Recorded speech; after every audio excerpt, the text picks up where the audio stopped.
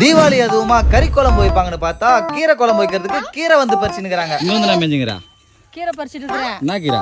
இது வந்து பண்ணக்கீரைன்னு சொல்லுவாங்க. இதுவா பண்ணக்கீரை? ஆமா, பாரு வெள்ளையா பூ பூக்குதா, இதான் பண்ணக்கீரை. முன்ன கட்டிக்கு போறவங்களும் வந்து எங்களை மாதிரி தான் வந்து கழனியாக பூ பறிக்கணும், காய் பறிக்கணும், கீரை பறிக்கணும். குழம்புக்கு வந்து அன்னைக்கு வந்து இந்த மாதிரி பறிச்சு ஃப்ரெஷ்ஷாக எடுத்துட்டு போய் தான் சமைக்கணும். பண்ணக்கீரை அது? பண்ணக்கீரை தான்டா தம்பி. வேற எதுனா விஷத்தை பிரச்சனை வந்து கஞ்சிட போறீங்க? எது கிடைச்சாலும் தின்னுவில்ல. கவி நீ என்ன பண்ற? நீ பண்ணக்கீரையா? ஆமா, ஃபியூச்சர்ல வந்து மாமியார் வீட்டுக்கு போனா ஹெல்ப்ஃபுல்லா இருக்கும். அப்படியே நாங்களாம் ஃபாரின்ல தான் பாப்போம். ஃபாரின்ல பண்ணக்கீரை கட்டுவீங்களா? ஆமா, இங்க இருந்து வருவன்ல அடிக்கடிக்க. ஆமா, அப்ப பெருசுன்னு போயிடுவேன். பண்ணக்கீரை. ஆமா. டேய் அவங்கலாம் பறிச்சுன்னுக்குறாங்க, நீ யாரா? நான் இந்த கையோட காவக்காரன்டா. ஓ, மலாட்டு செடி எதனா பிடிக்கலாம் அடிப்பியா? கீரையை மட்டும் பறிச்சுன்னு போனோம். கையோட ஓனர் நானு. ஓனரா நீ? உண்மையான ஓனர் பார்த்தா நீ எங்க செதறி ஓடுவியோ? ஒழுங்கா கொன்னக்கீரையை மட்டும் பறிச்சுட்டு போவாங்க, எல்லாம் குத்திடுவேன். கொன்னக்கீரையை கொண்டு போய் என்ன பண்றது சாமி?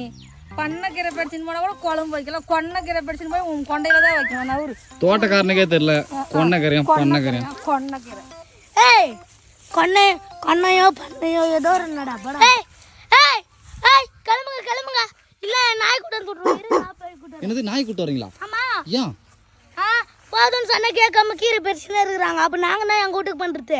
அதுக்கு நாய் கூட்டு வந்து கடி கூட போறீங்களா? ஆமா. ஐயோ வேணாம், சொன்னா கேளுங்க, நாங்க ஓடிடுவோம்.